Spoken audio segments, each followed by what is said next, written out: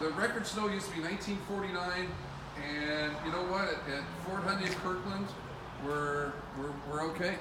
We've been open throughout there, and we've been supported by some of our very best customers. We've got Adam and Kelly right here, and they're with Adam's Window Cleaning. Yep. I'm not sure why it's not Adam's and Kelly's Window Cleaning. That might happen one day.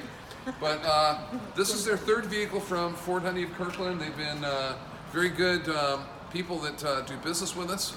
These beautiful windows you see are the work of Adam and Kelly, and they've got a very, very nice loaded XLT F-150 truck. We've got the bubble machine up here, the window cleaning apparatus, it's all there. They've been helped by Eric and Eric. Eric is a sales manager, and Eric also is the other product specialist that helped them. I'm Jim Wallen.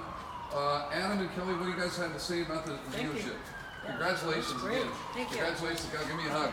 We love it. Tell us about your service and about your truck and what the story is. Window cleaning, residential and commercial.